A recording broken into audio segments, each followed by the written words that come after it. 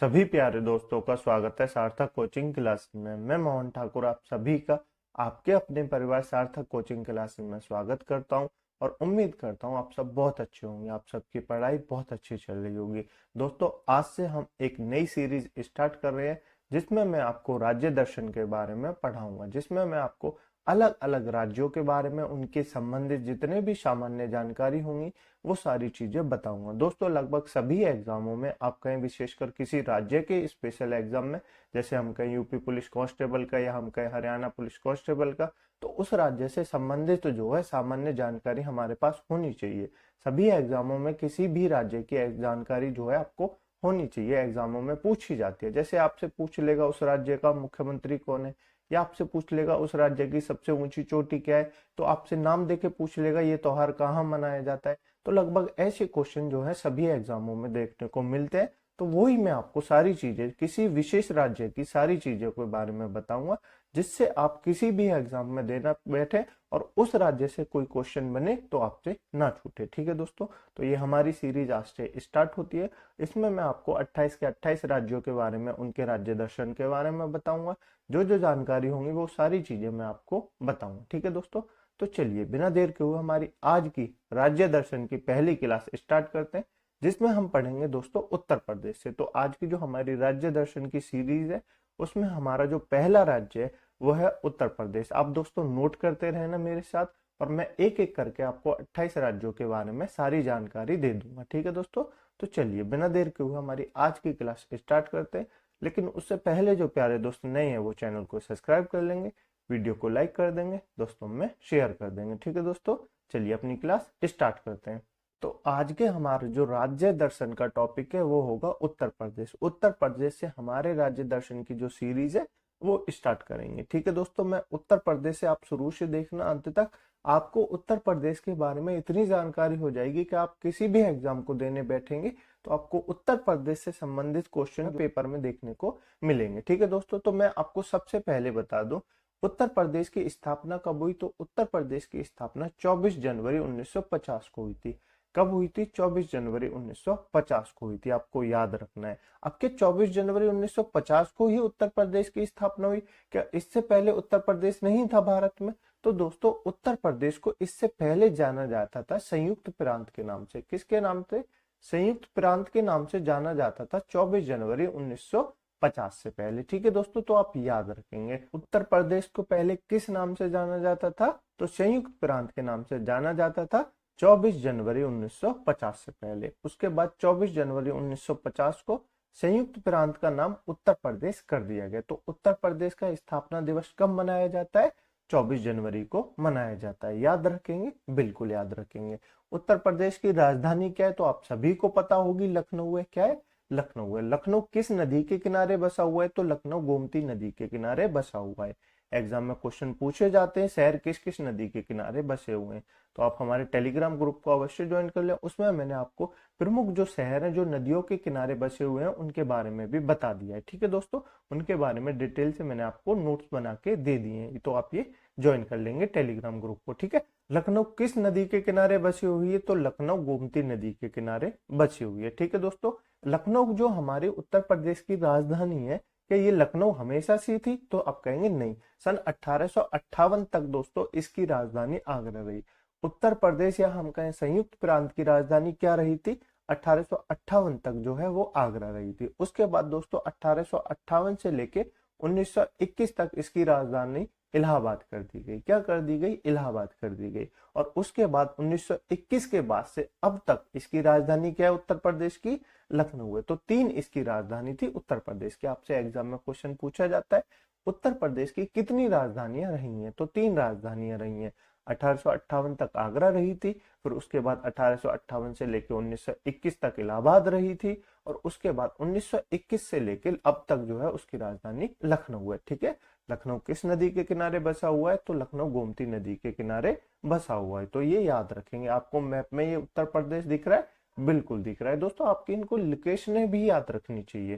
जैसे किसी राज्य की विशेषकर लोकेशन कहाँ है, आपको कहीं मैप बनाने के लिए आ जाए तो आपको इसकी मैप की जो है याद रखनी चाहिए। ठीक है दोस्तों, उसके बाद हम बात कर लेते हैं वर्तमान में उत्तर प्रदेश में कौन क्या है। तो ये हम सबसे पहले जान लेते हैं वर्तमान में मुख्यमंत्री कौन है उत्तर प्रदेश के, तो आप कहेंगे योगी आदित्यनाथ जो है बीजेपी से इसके वर्तमान में उत्तर प्रदेश के मुख्यमंत्री हैं।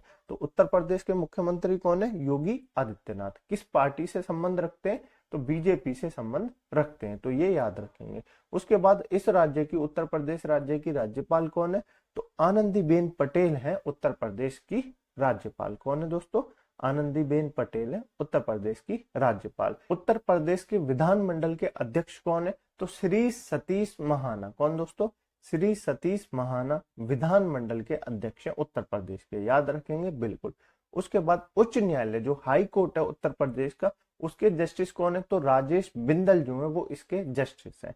हाई कोर्ट कहाँ है उत्तर प्रदेश का, तो इलाहाबाद में हाई कोर्ट है इसका। तो बहुत से ऐसे राज्य हैं जिनके हाई कोर्ट उनकी राजधानी में है, लेकिन ऐसे बहुत से राज्य हैं जिनके बारे में हमको विशेषकर याद रखना है, जिनके हाई कोर्ट उनकी राजधानी में ना होकर कहीं और स्थानांतरित है। जैसे उत्तर प्रदेश की राजधानी तो लखनऊ है, लेकिन इसका हाई कोर्ट कहाँ है, लखनऊ में नहीं है, इलाहाबाद में। कहाँ पर है, इलाहाबाद में, याद रखेंगे। उत्तर प्रदेश के हाई कोर्ट के जस्टिस कौन है, तो राजेश बिंदल इसके जस्टिस है, याद रखेंगे बिल्कुल। उसके बाद जान लेते हैं दोस्तों उत्तर प्रदेश के प्रथम मुख्यमंत्री कौन रहे। तो उत्तर प्रदेश के प्रथम मुख्यमंत्री बने थे श्री गोविंद वल्लभ पंत। कौन थे, श्री गोविंद वल्लभ पंत। तो आप ये याद रखेंगे, ठीक है दोस्तों। आपको इमेज दिख रही है, बिल्कुल दिख रही होगी, ये है श्री गोविंद वल्लभ पंत, उत्तर प्रदेश के प्रथम मुख्यमंत्री। ठीक है दोस्तों। उत्तर प्रदेश की प्रथम महिला राज्यपाल कौन है, या हम कहें प्रथम राज्यपाल कौन है, महिला राज्यपाल भी यही है और प्रथम राज्यपाल भी यही है, तो आप कहेंगे श्रीमती सरोजनी नायडू है। कौन है, श्रीमती सरोजनी नायडू जो है वो उत्तर प्रदेश या हम कहें किसी भी राज्य की पहली राज्यपाल महिला कौन है, तो श्रीमती सरोजनी नायडू है। ठीक है, याद रखेंगे। उसके बाद बात करते हैं उत्तर प्रदेश की पहली महिला मुख्यमंत्री कौन है, तो उत्तर प्रदेश की पहली महिला मुख्यमंत्री या पूरे भारत के किसी भी राज्य की पहली महिला मुख्यमंत्री कौन है, तो सुचेता कृपलानी। कौन है, सुचेता कृपलानी, याद रखेंगे बिल्कुल। मैं आपको एक बार रिवाइज करा देता हूं ताकि आपको और याद हो जाए। उत्तर प्रदेश का स्थापना दिवस कब मनाया जाता है, तो 24 जनवरी 1950 को उत्तर प्रदेश की स्थापना हुई थी, इसलिए 24 जनवरी को उत्तर प्रदेश का स्थापना दिवस मनाया जाता है। उत्तर प्रदेश की राजधानी क्या है, लखनऊ। लखनऊ किस नदी के किनारे बसी हुई है, तो लखनऊ गोमती नदी के किनारे बसी हुई है। उत्तर प्रदेश की कितनी राजधानी रही थी, तो उत्तर प्रदेश की 3 राजधानियां रही थी। 1858 तक आगरा रही थी, 1858 से लेकर 1921 तक इलाहाबाद रही थी, और उसके बाद 1921 से लेकर अब तक उत्तर प्रदेश की राजधानी लखनऊ है। ठीक है दोस्तों। वर्तमान में उत्तर प्रदेश के मुख्यमंत्री कौन है, योगी आदित्यनाथ। किस पार्टी से संबंध रखते हैं, बीजेपी की पार्टी से संबंध रखते हैं, यानी भारतीय जनता पार्टी से। ठीक है दोस्तों।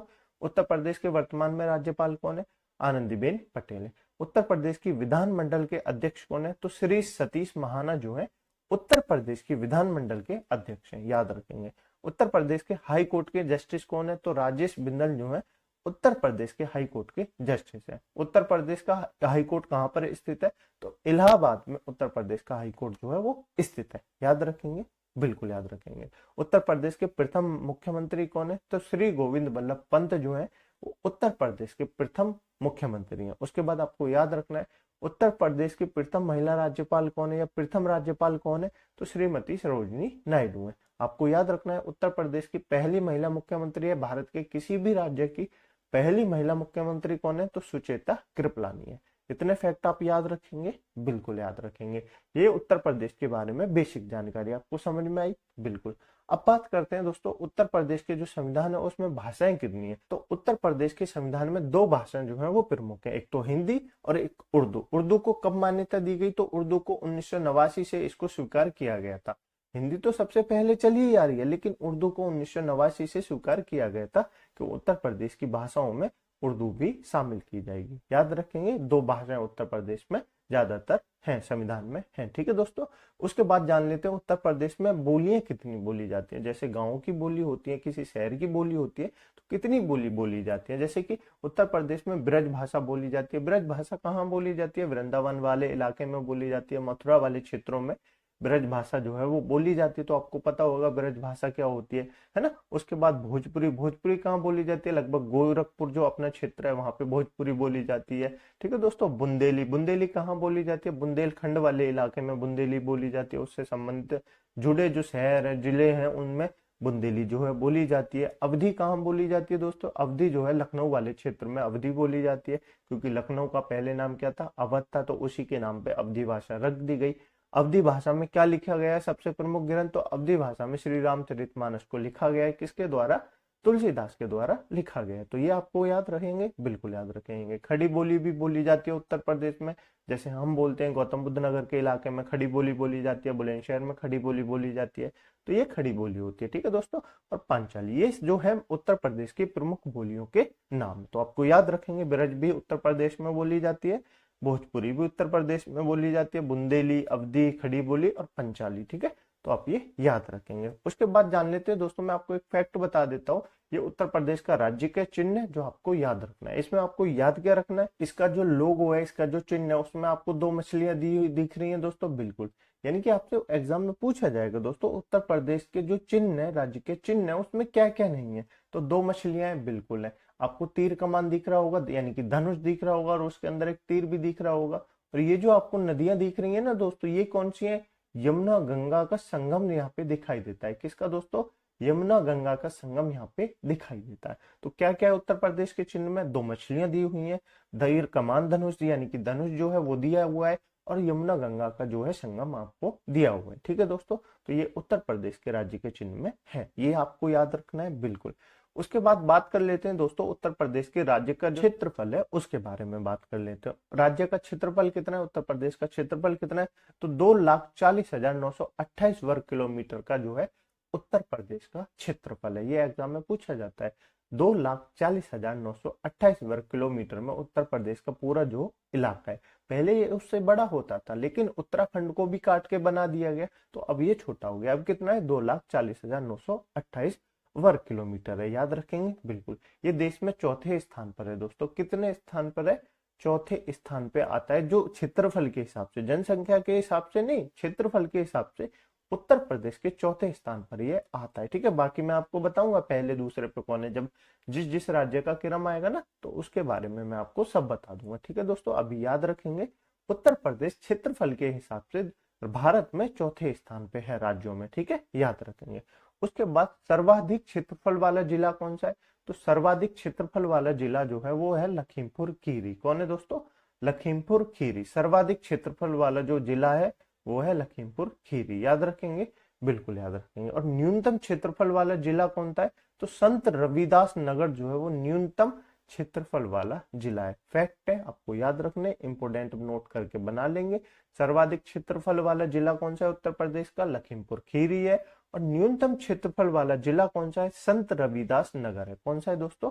संत रविदास नगर है, याद रखेंगे, बिल्कुल। उसके बाद कुल संभाग कितने या कुल मंडल कितने? तो कुल 18 मंडलों में उत्तर प्रदेश जो है वो बटा हुआ है। कितने? 18 मंडलों में जो है वो बटा हुआ है। और उत्तर प्रदेश में कुल जनपद या कुल जिले कितने? तो कुल जिलों की संख्या है 75। कितनी है दोस्तों? 75। ये आपको इमेज दिख रही है, ये पूरे 75 के 75 जिले हैं। इनको आपको पूरे के पूरे 75 जिलों के नाम याद नहीं रखने, एग्जामों में नहीं पूछे जाते। आपको याद रखना है उत्तर प्रदेश में कुल कितने जनपद या कुल कितने जिले हैं, तो आपको बताना है 75 जिले हैं। ठीक है दोस्तों, याद रखेंगे, बिल्कुल। एक बार मैं आपको फिर से रिवीजन करा दूं। उत्तर प्रदेश में जो संविधान में भाषाएं वो कितनी है? हिंदी भाषा है और उर्दू भाषा है। उर्दू भाषा को कब मान्यता दी गई? 1989 में इसको मान्यता दी गई। उत्तर प्रदेश में कौन कौन सी बोलियां बोली जाती हैं? तो आपको ये भी याद रखना है। ब्रज बोली जाती है, भोजपुरी बोली जाती है, बुंदेली बोली जाती है, अवधी बोली जाती है, खड़ी बोली बोली जाती है, और पंचाली बोली जाती है। ठीक है दोस्तों, उत्तर प्रदेश का क्षेत्रफल कितना है? तो 2,40,928 वर्ग किलोमीटर इसका क्षेत्रफल है। क्षेत्रफल के हिसाब से ये देश में चौथे स्थान पर आता है उत्तर प्रदेश। उत्तर प्रदेश का सर्वाधिक क्षेत्रफल वाला जिला कौन सा है? लखीमपुर खीरी। कौन सा है? लखीमपुर खीरी है। न्यूनतम क्षेत्रफल वाला जिला कौन सा है? तो संत रविदास नगर जो है वो न्यूनतम क्षेत्रफल वाला जिला है, याद रखेंगे। उत्तर प्रदेश में कुल संभाग या कुल मंडल कितने? तो 18 मंडलों में पूरा उत्तर प्रदेश जो है वो बटा हुआ है। और उत्तर प्रदेश में कुल जनपद या कुल जिलों की संख्या कितनी है? तो आप कहेंगे 75 जो है वो कुल जिले और जनपदों की संख्या है, याद रखेंगे इतना, बिल्कुल याद रखेंगे। ठीक है दोस्तों, नेक्स्ट बात कर लेते हैं इसमें राज्य की जनसंख्या के बारे में, उत्तर प्रदेश की जनसंख्या के बारे में। ये जो मैं आपको आंकड़े बता रहा हूँ दोस्तों जनसंख्या के, वो 2011 की जनगणना के अनुसार बता रहा हूँ। किसके अनुसार? 2011 की जो जनगणना हुई थी उसके अनुसार बता रहा हूँ, क्योंकि 2021 की जो जनगणना है उसके अभी तक जो है वो आए नहीं है आंकड़े। ठीक है दोस्तों, तो 2011 की जनगणना के अनुसार है। अभी वर्तमान में हम अगर आंकड़ा लगाते हैं तो लगभग 25 करोड़ से ऊपर जो है वो उत्तर प्रदेश की जनसंख्या होगी। पर हम अभी इसके बारे में बात नहीं करेंगे क्योंकि हमारे पास तथ्य नहीं है। जब तक 2021 की जनगणना नहीं आ जाती तब तक हम उसके बारे में नहीं बात करेंगे। तो 2011 की जनगणना के अनुसार उत्तर प्रदेश की कुल जनसंख्या है दोस्तों 19,58,12,341।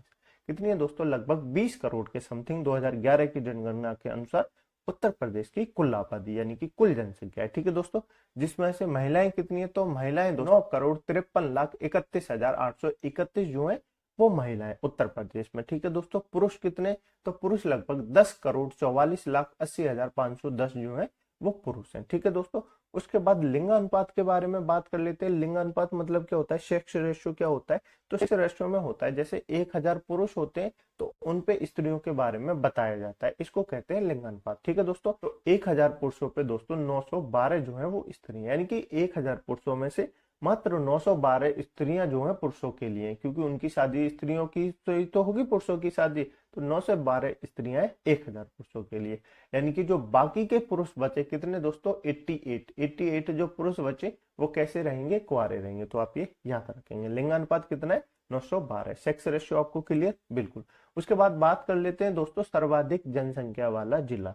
अब आप कंफ्यूज नहीं होंगे, मैंने आपको बताया सर्वाधिक क्षेत्रफल वाला जिला लखीमपुर खीरी, न्यूनतम क्षेत्रफल वाला जिला संत रविदास जो है नगर है। ठीक है दोस्तों, उसके बाद मैंने आपको बताया सर्वाधिक जनसंख्या वाला जिला इलाहाबाद है। अब मैं आपको बताता हूँ सर्वाधिक न्यूनतम जो जनसंख्या वाला जिला है वो कौन सा है? महोबा है। सर्वाधिक जनसंख्या वाला जिला तो इलाहाबाद हो गया, याद रखेंगे। न्यूनतम जनसंख्या वाला जिला कौन सा है? महोबा है। कौन सा है? महोबा है, याद रखेंगे फैक्ट के तौर पर। ठीक है दोस्तों, उसके बाद बात कर लेते हैं राज्य में निवास करने वाली जो प्रमुख जनजातियां हैं उनके बारे में। इनसे क्वेश्चन एग्जाम में पूछे जाते हैं तो आप याद रखेंगे। उत्तर प्रदेश में कुल कितनी जनजातियां रहती हैं? तो कुल 12 जनजातियां जो है उत्तर प्रदेश में निवास करती हैं। कौन कौन सी? जोनसारी, बुक्सा, खरवेर या जिसको खेवार कहते हैं, अगरिया, एहरिया, बेगा, बेलदार, बिंद, चेरा, घासिया और कोल, ये सारी जो जनजातियां हैं वो उत्तर प्रदेश में निवास करती हैं। ठीक है दोस्तों, जिसमें से सबसे इंपॉर्टेंट आपको याद रखनी है बुक्सा जनजाति। ठीक है दोस्तों, ये आपको याद रखनी है। याद रखेंगे? बिल्कुल याद रखेंगे। ये जो मैंने आपको सेक्स रेशियो और जनसंख्याओं के बारे में बताया इनके बारे में भी याद रखेंगे। सबसे पुरानी जो जनजाति है वो कौन सी है? तो सबसे पुरानी जनजाति एक तो थारू जनजाति है, एक बुक्सा जनजाति है। तो सबसे इंपोर्टेंट आपको याद रखने एग्जाम में पूछे जाते हैं, थारू जनजाति और बुक्सा जनजाति से क्वेश्चन जो है वो इंपोर्टेंट करके पूछे जाते हैं। बुक्सा जनजाति कहाँ निवास करती है? उत्तर प्रदेश में निवास करती है। और जो अधिकतम जनजाति है उत्तर प्रदेश में कहाँ पर निवास करती है? तो सोनभद्र में जो है अधिकतम जनजातियां निवास करती हैं, याद रखेंगे बिल्कुल। उसके बाद न्यूनतम जनजातियां कहाँ निवास करती हैं उत्तर प्रदेश में? तो बागपत में जो है वो निवास करती हैं। कहाँ पर? बागपत में जो है वो निवास करती हैं। ठीक है दोस्तों, अब बात कर लेते हैं साक्षरता प्रतिशत के बारे में। किसके बारे में? साक्षरता प्रतिशत के बारे में। लेकिन उससे पहले दोस्तों आपको, मुझे उम्मीद है आपको क्लास पसंद आ रही होगी। यदि आपको क्लास अच्छी लग रही है तो वीडियो को लाइक अवश्य कर दें, चैनल को सब्सक्राइब कर लें और अपने दोस्तों में भी इस वीडियो को, इस क्लास को जो है शेयर कर दें। ठीक है दोस्तों, अब बात करते हैं साक्षरता प्रतिशत के बारे में। तो साक्षरता प्रतिशत कितना उत्तर प्रदेश का? तो आप कहेंगे 67.68% जो है वो उत्तर प्रदेश का साक्षरता जो है प्रतिशत है। ठीक है, यानी कि एजुकेशन जो रेशियो है वो कितना है? 67.68% है। यानी कि ये साक्षरता दर क्या होता है? इसका मतलब होता है दोस्तों ये जो 67% लोग हैं, जो व्यक्ति, जो इंसान अपना नाम लिखना जानता हो, जैसे कि किसी का नाम मैं आपसे कह दूं मोनू है, क्या है दोस्तों? किसी का नाम मोनू है, तो जो व्यक्ति अपना नाम लिखना जानता हो, आप कह दे कमल है किसी का नाम, तो कोई जो व्यक्ति अपना नाम लिखना जानता हो ना उसको साक्षर माना जाता है। यानी कि अपने नाम से जो लिखना जानता हो वो अपने नाम से साइन तो कर ही लेगा, तो जो व्यक्ति अपने नाम लिखना जानता हो उसको साक्षर जो है वो माना जाता है। ठीक है दोस्तों, तो उत्तर प्रदेश में 67.68% जो है वो साक्षर है। ठीक है दोस्तों, जिसमें से महिलाएं जो है वो 97.18% है और पुरुषों की जो संख्या है वो 77.28% है। ठीक है, तो याद रखेंगे, बिल्कुल याद रखेंगे, बिल्कुल। अब बात कर लेते हैं दोस्तों सर्वाधिक साक्षरता दर वाला जिला कौन सा है? तो सर्वाधिक साक्षरता दर वाला जिला जो है वो गौतम बुद्ध नगर है। कौन सा है? गौतम बुद्ध नगर है। इसकी जो साक्षरता दर है वो 80.1% है। कितनी है? 80.1% है गौतम बुद्ध नगर की साक्षरता दर। याद रखेंगे बिल्कुल। उसके बाद बात करते हैं न्यूनतम साक्षरता दर वाला जिला कौन सा है उत्तर प्रदेश का, तो श्रावस्ती है। कौन सा है दोस्तों, श्रावस्ती है। इसकी साक्षरता दर है 46.7%। कितनी है, 46.7%। याद रखेंगे बिल्कुल। ये साक्षरता दर के बारे में आपको याद रखनी है, इनसे क्वेश्चन जो है वो पूछे जाते हैं। उसके बाद बात कर लेते हैं अब जो हमारे लिए काफी इंपॉर्टेंट है, उत्तर प्रदेश के राज्य के चिन्हों के बारे में। किसके बारे में, राज्य के चिन्हों के बारे में। तो मैंने आपको उत्तर प्रदेश का राज्य के चिन्ह दिखाया था, उसके बारे में बता दिया आपको बिल्कुल। अब बाकी जो चिन्ह है उनके बारे में बात कर लेते हैं। तो उत्तर प्रदेश का राज्य के वृक्ष कौन सा है, अशोक का वृक्ष है। कौन सा, अशोक का वृक्ष है। ये आपको इमेज दिख रही है बिल्कुल। उसके बाद बात करते हैं उत्तर प्रदेश का राज्य के पुष्प कौन सा है, पलाश का पुष्प है। किसका दोस्तों, पलाश, या जिसको टेसु के नाम से जाना जाता है, उसका पुष्प है। ये आपको दिख रही है इमेज, ये पलाश का पुष्प है। ठीक है दोस्तों। उसके बाद बात करते हैं उत्तर प्रदेश का राज्य के पक्षी कौन सा है, तो सारस है। कौन सा है दोस्तों, सारस है। इसको किरेन भी कहते हैं। क्या कहते हैं, इसको किरेन के नाम से भी जाना जाता है। तो याद रखेंगे, ये आपको इमेज दिख रही है, ये सारस है। ठीक है दोस्तों। उसके बाद बात करते हैं उत्तर प्रदेश का राज्य के पशु कौन है, तो बारहसिंगा है। कौन है दोस्तों, बारहसिंगा। ये आपको इमेज दिख रही है बिल्कुल। तो ये कौन है, बारहसिंगा है। तो उत्तर प्रदेश के राज्य के चिन्हों के बारे में एक बार फिर से रिवीजन कर देते हैं। राज्य के वृक्ष, अशोक का वृक्ष। राज्य के पशु, पलाश या टेसु का वृक्ष। राज्य के पक्षी, सारस या जिसको क्रेन के नाम से जाना जाता है। राज्य के पशु क्या है दोस्तों, बारहसिंगा है। याद रखेंगे बिल्कुल, याद रखेंगे। उसके बाद बात करते हैं दोस्तों राज्य का जो उच्च न्यायालय यानी कि राज्य का जो हाई कोर्ट है वो कहाँ स्थित है। तो मैंने आपको जैसे पहले ही बताया, उत्तर प्रदेश का हाई कोर्ट कहाँ स्थित है, इलाहाबाद में स्थित है। ये आपको याद रखना है क्योंकि इसकी राजधानी तो लखनऊ है। तो आप बहुत से लोग लगा देंगे कि उत्तर प्रदेश का राजधानी जब लखनऊ है तो इसका हाई कोर्ट भी लखनऊ में होगा, लेकिन उत्तर प्रदेश का हाई कोर्ट लखनऊ में ना होकर इलाहाबाद में, कहाँ पर है, इलाहाबाद में। इसकी स्थापना कब हुई, तो 1866 में इलाहाबाद हाई कोर्ट की स्थापना हुई थी। ठीक है, तो याद रखेंगे। उत्तर प्रदेश में दोस्तों जो विधानीय परिषद है, विधानमंडल जो है वो कितने भागों में, द्विसदनीय जो है यहाँ पे व्यवस्था है। उत्तर प्रदेश में कैसी व्यवस्था है, द्विसदनात्मक जो है वो व्यवस्था है। यानी कि दो सदन कैसे होते हैं दोस्तों, एक तो होता है विधानसभा। क्या होता है दोस्तों, एक तो विधानसभा होता है। ठीक है दोस्तों, जिसमें विधायक बैठते हैं। ठीक है, एक होता है विधान परिषद। क्या होता है दोस्तों, विधान परिषद। क्या होता है, विधान परिषद। तो इन दोनों में अंतर क्या है दोस्तों, विधानसभा में तो विधायक बैठते हैं और विधान परिषद में कौन बैठते हैं दोस्तों, विधान परिषद में सभासद जो है वो बैठते हैं। तो याद रखेंगे बिल्कुल दोस्तों। उत्तर प्रदेश में विधान परिषद की सीटें कितनी है, तो 100 सीटें हैं। कितनी, 100 सीटें हैं। ये जो विधान परिषद है ये 6 राज्यों में, सिर्फ कितने राज्यों में, 6 राज्यों में। मैं आपको समय के साथ सारे राज्यों के नाम जो है वो बताता रहूंगा। अभी आप याद रखेंगे उत्तर प्रदेश में। ठीक है दोस्तों। और ये जो सर्वाधिक सीट जो है वो विधान परिषद की, वो कहाँ पर है, उत्तर प्रदेश में। सर्वाधिक विधानसभा की भी सीट कहाँ पर है, उत्तर प्रदेश में। कितनी है, 403 सीटें। तो एग्जाम में पूछा जाता है सर्वाधिक विधान परिषद की सीटें किस राज्य में, उत्तर प्रदेश में। सर्वाधिक विधान परिषद की सीटें किस राज्य में, उत्तर प्रदेश में। ठीक है, याद रखेंगे। कितनी है, 100 है। और विधानसभा की सीट कितनी है, 403 है। उसके बाद बात करते हैं संसदीय क्षेत्र के बारे में। भी संसदीय क्षेत्र क्या होता है, जैसे लोकसभा की सीटें होती हैं, राज्यसभा की सीटें होती हैं, तो उससे कितनी सीटें जो है उत्तर प्रदेश से जाती हैं। तो उत्तर प्रदेश से लोकसभा की जो सीटें हैं वो 31 हैं। कितनी है, 31 है। और राज्यसभा की जो सीटें वो कितनी है, 80 है। आप कहेंगे भारत के किसी भी राज्य में सर्वाधिक सीटें किस राज्य में, उत्तर प्रदेश में। ठीक है, लोकसभा की 31 सीटें और राज्यसभा की 80 सीटें। अब बात करते हैं दोस्तों उत्तर प्रदेश के राज्य के जो प्रमुख त्योहार हैं मनाए जाते हैं उनके बारे में। त्योहारों से क्वेश्चन आजकल सभी एग्जामों में पूछा जाता है। इस तरह के क्वेश्चनों को पूछे जाने का काफी ट्रेंड है एग्जामों में। त्योहार से जो क्वेश्चन है लगभग सभी एग्जामों में आजकल देखने को मिलते हैं। तो याद रखने की वाली बात है। ठीक है दोस्तों, जैसे महाकुंभ का मेला कहाँ लगता है, उत्तर प्रदेश में लगता है। महाशिवरात्रि का मेला उत्तर प्रदेश में मनाया जाता है। नवरात्रि भी उत्तर प्रदेश में। वैसे तो नवरात्रि ज्यादातर गुजरात में मनाए जाते हैं क्योंकि वहां पे गरबा होता है, लेकिन उत्तर प्रदेश में भी मनाया जाता है। दिवाली उत्तर प्रदेश में मनाई जाती है। तो आपको ये तो पता है दिवाली पूरे शहर में मनाई जाती है, लेकिन दिवाली उत्तर प्रदेश में क्यों महत्व है, क्योंकि उत्तर प्रदेश में अयोध्या है। क्या है दोस्तों, अयोध्या है। तो इसलिए दिवाली उत्तर प्रदेश के लिए खास है। ठीक है दोस्तों, देव दिवाली मनाई जाती है, होली मनाई जाती है, गंगा दशहरा बनाया जाता है, रामनवमी मनाई जाती है, रामलीला मनाई जाती है, मकर संक्रांति बनाई जाती है, जन्माष्टमी मनाई जाती है, कृष्ण के लिए श्रवण झूला बनाया जाता है, हरियाली तीज मनाई जाती है और ताज महोत्सव जो है मनाया जाता है। ये ताज महोत्सव आपके लिए वेरी इंपॉर्टेंट है, 3 स्टार बना लेंगे। ताज महोत्सव कहाँ मनाया जाता है? उत्तर प्रदेश में मनाया जाता है। बाकी आपको याद तो सारे रखने हैं, ठीक है दोस्तों, पर इसको ज्यादा अहमियत देंगे। तो ताज महोत्सव उत्तर प्रदेश में मनाया जाता है। ये महोत्सव आपको याद हो गए, त्योहार है याद हो गए, बिल्कुल। अब बात कर लेते हैं दोस्तों राज्य के जो प्रमुख लोक नृत्य हैं उनके बारे में। लोक नृत्य से पहले मैं आपको बता दूं उत्तर प्रदेश का शास्त्रीय नृत्य क्या है। तो उत्तर प्रदेश का जो शास्त्रीय नृत्य है वो है कथक। क्या है दोस्तों? कथक। तो याद रखेंगे उत्तर प्रदेश का शास्त्रीय नृत्य है कथक, याद रखेंगे, बिल्कुल। अब लोक नृत्यों के बारे में बात कर लेते हैं। तो नौटंकी उत्तर प्रदेश में होती है, रासलीला होती है, झूला होता है, छपेली होती है, दिवाली होती है, कजरी होती है और करीना। ये सारे दोस्तों क्या है? उत्तर प्रदेश के लोक नृत्यों के नाम है, आपको याद रखने, एग्जामों में पूछे जाते हैं, ठीक है दोस्तों। एग्जामों में आर्ट एंड कल्चर से क्वेश्चन जो है लगभग पूछे जाने लगे, अब ज्यादा से ज्यादा पूछे जाने लगे। पहले कम पूछे जाते थे, अब ज्यादा पूछे जाने लगे। तो आप इनको ज्यादा इंपोर्टेंट करके याद रखेंगे। उसके बाद बात करते हैं राज्य के जो प्रमुख लोकगीत हैं उनके बारे में बात कर लेते हैं। तो जैसे बिरहा कहाँ गाया जाता है? उत्तर प्रदेश में गाया जाता है। चेता, ढोल, कजरी, आला, आपने सुने हैं दोस्तों आला? आला बुंदेलखंड वाले क्षेत्र में गाई जाती है आला, ठीक है दोस्तों। आला उदल की जो वीर गाथा थी, शौर्य गाथा थी, उनके जीवन को कथा के अनुसार सुनाया जाता है, ठीक है दोस्तों। पूरन गाए जाते हैं, रसिया गाई जाती है, भगत गाए जाते हैं, बरथारी गाए जाते हैं। ये सारे आपको याद रखने।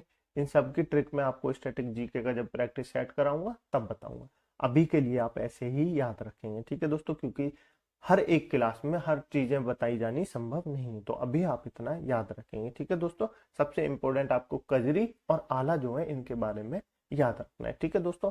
अब बात करते हैं उत्तर प्रदेश के जो प्रमुख मेले एवं उत्सव है उनके बारे में बात कर लेते हैं। तो उत्तर प्रदेश में कुंभ का मेला लगता है, अर्ध कुंभ का मेला लगता है, माघ मेला लगता है, देव शरीफ का मेला लगता है, ढाई घाट मेला लगता है, देवी पाटन का मेला लगता है, ताज महोत्सव होता है, राम बारात आती है और कैलाश मेला लगता है। ये सारे जो मेले हैं वो कहाँ लगते हैं? उत्तर प्रदेश में लगते हैं, ठीक है दोस्तों। जैसे आपसे पूछे जाएगा देवी पाटन का मेला किस राज्य में लगता है? तो उत्तर प्रदेश में लगता है। जैसे आपसे पूछा जाएगा माघ मेला किस राज्य में लगता है? उत्तर प्रदेश में लगता है। तो आपको ये याद रखनी है। उसके बाद बात करते हैं दोस्तों राज्य की प्रमुख नदियों के बारे में। तो आपको याद रखनी है राज्य में कौन कौन सी नदियां जो है वो बहती है। गंगा बहती है, यमुना बहती है, शारदा बहती है, रामगंगा बहती है, घग्गर बहती है, गंडक बहती है और राप्ती। ये सारी जो प्रमुख नदियां हैं वो उत्तर प्रदेश से होके बहती हैं, ठीक है। ये नदियों के नाम आपको याद हो गए। बाकी आपको प्रमुख मेले एवं उत्सवों के बारे में भी याद हो गया। अब बात करते हैं राज्य की जो प्रमुख झीलें हैं उनके बारे में बात कर लेते हैं। तो रामगढ़ताल झील है दोस्तों, जिसको चिलुवातल भी कहते हैं। ये कहाँ पर है? गोरखपुर में। कहाँ पर है दोस्तों? गोरखपुर में। उसके बाद बखीरा झील कहाँ पर है दोस्तों? संत कबीर नगर में। कहाँ पर है? संत कबीर नगर में, याद रखेंगे। उसके बाद बात करते हैं करेला व इतोजा झील कहाँ पर है? लखनऊ में। कहाँ पर है? लखनऊ में। नेक्स्ट बात करते हैं नवाबगंज झील कहाँ पर है, जिसको कुंद्रा समुद्र भी कहते हैं, उन्नाव में, ठीक है दोस्तों। और बड़ा ताल कहाँ पर है दोस्तों? गोपुर, जिसको शाहजहांपुर में इसका है। कहाँ पर है दोस्तों बड़ा ताल? ये शाहजहांपुर में है, ठीक है। और प्याज झील काफी इंपोर्टेंट है आपके लिए। कहाँ पर है? बहराइच में। कहाँ पर है? बहराइच में। तो आपको ये प्रमुख झीलों के नाम याद रखने। सबसे इंपोर्टेंट बखीरा झील के बारे में याद रखना है। कहाँ पर है? संत कबीर नगर में। आपको याद रखनी है रामगढ़ ताल के बारे में भी। कहाँ पर है? गोरखपुर में। आपको याद रखनी है प्याज झील कहाँ पर है? बहराइच में, ठीक है दोस्तों। तो ये आपको इंपोर्टेंट करके याद रखनी है। उसके बाद बात करते हैं राज्य में प्रमुख जो पर्वत है, प्रमुख जो शिखर है उनके बारे में। उत्तर प्रदेश में वैसे तो ज्यादा ऊंचे शिखर नहीं है, क्योंकि उत्तर प्रदेश एक वैसे मैदान पे बना हुआ है। तो उत्तर प्रदेश में कुछ जो प्रमुख पर्वत है उनके बारे में बात कर लेते हैं। जैसे अश्मोत। अश्मोत पर्वत काफी इंपोर्टेंट है, आप इस पे 3 स्टार बना लेंगे और याद कर लेंगे, ठीक है दोस्तों। क्यों इंपोर्टेंट है अभी मैं आपको बताऊंगा। रानी खेड़ा कहाँ पर पर्वत है? उत्तर प्रदेश में। कोटुदई पहाड़ भी है, दाड़ला पहाड़ भी है, मीरगढ़नी पहाड़ भी है, मूर्छा पहाड़ भी है, मारवाड़ी पहाड़ भी है और लिखानी या हंस पर्वत जिसको कहते हैं, ये पहाड़ भी कहाँ पर है? उत्तर प्रदेश में, ठीक है दोस्तों। तो मैंने आपको अमसोद पर्वत क्यों याद करने के लिए कहा था? क्योंकि उत्तर प्रदेश का सर्वोच्च जो शिखर है वो कौन सा है? अश्मोत पर्वत है। कौन सा है? अश्मोत पर्वत है। तो इसलिए आपको याद रखना है। किसी भी राज्य की जो सबसे ऊंची चोटी होती है ना, तो इसलिए आपको याद रखनी चाहिए। जैसे मध्य प्रदेश की सबसे ऊंची चोटी धूपगढ़ है, उसके बारे में भी हम बात करेंगे। तो ऐसे करके आपको याद रखनी चाहिए, ठीक है दोस्तों।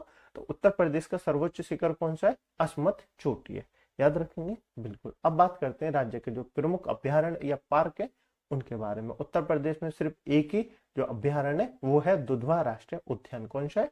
दुधवा राष्ट्रीय उद्यान। ये कहाँ पर है दोस्तों? ये लखीमपुर खीरी में है। कहाँ पर है? लखीमपुर खीरी में। तो याद रखेंगे, बिल्कुल याद रखेंगे।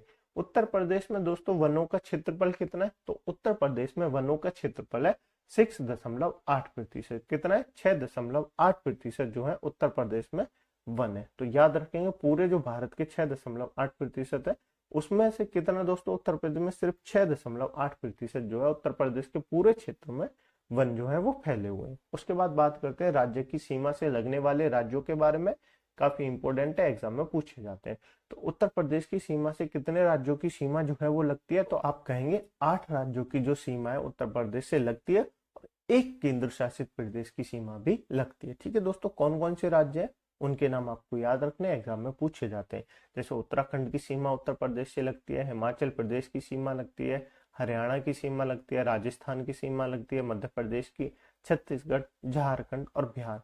ये वो 8 राज्य हैं जिनकी सीमा उत्तर प्रदेश से लगती है। तो ये दिल्ली जो है एक केंद्र शासित प्रदेश है जिसकी सीमा उत्तर प्रदेश से लगती है। ठीक है, याद रखेंगे बिल्कुल, ये एग्जाम में काफी पूछे जाते हैं। जैसे आपको दे देगा हिमाचल प्रदेश, हरियाणा, राजस्थान, या आपको पंजाब नाम दे देगा, बताइए इसमें से किसकी सीमा उत्तर प्रदेश से नहीं लगती है, तो आपको ऐसा करके दे सकते हैं। तो आपको ये याद रखेंगे। ठीक है दोस्तों, उत्तर प्रदेश सिर्फ राज्य की सीमाएं नहीं बनाता, यानी कि राज्यों से ही सीमाएं नहीं बनाता, उत्तर प्रदेश अंतरराष्ट्रीय सीमाएं भी बनाता है। तो उत्तर प्रदेश किस देश के साथ सीमा बनाता है?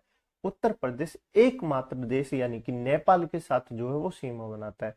उत्तर प्रदेश सिर्फ एक देश के साथ सीमा बनाता है और वो है नेपाल। कौन है? नेपाल। ये देखिए आपको उत्तर प्रदेश मैप में दिख रहा है, ये आपको नेपाल की सीमा इससे मिलती दिख रही होगी। ठीक है दोस्तों, याद रखेंगे, बिल्कुल याद रखेंगे। ठीक है दोस्तों, नेक्स्ट बात कर लेते हैं और हमारा आज का अंतिम टॉपिक है वो है राज्य के प्रसिद्ध जो है मंदिर, उनके बारे में बात कर लेते हैं और इसी के साथ हमारी आज की क्लास जो है वो समाप्त होती है। ठीक है दोस्तों, तो सबसे पहले राम जन्मभूमि मंदिर आजकल सभी को पता होगा कहाँ पर है, अयोध्या में, काफी इसकी चर्चा है तो आप सबको पता होगा। श्री कृष्ण जन्मभूमि मंदिर कहाँ पर है? मथुरा में, ये भी आपको पता होगा। गोरखनाथ मठ टेम्पल कहाँ पर है? गोरखपुर में। गोरखनाथ का जो मंदिर है वो कहाँ पर है? गोरखपुर में। ठीक है दोस्तों, उन्हीं के नाम पे गोरखपुर का नाम रखा गया है, तो आपको वैसे भी पता चल जाएगा। काशी विश्वनाथ मंदिर कहाँ पर है? वाराणसी में, काफी इंपोर्टेंट है। बाकी बिहारी टेम्पल कहाँ पर है? वृंदावन में, आपके लिए काफी इंपोर्टेंट है। संकट मोचन हनुमान टेम्पल कहाँ पर है? वाराणसी में, आपको याद रखना है। ठीक है दोस्तों, भारत माता का मंदिर कहाँ पर है? वाराणसी में, काफी इंपोर्टेंट है, ट्रिपल स्टार बना लेंगे। ठीक है, एग्जाम में पूछा गया है कि भारत माता का मंदिर कहाँ पर स्थित है, तो आप कहेंगे वाराणसी में। जेके मंदिर कहाँ पर स्थित है? कानपुर में स्थित है।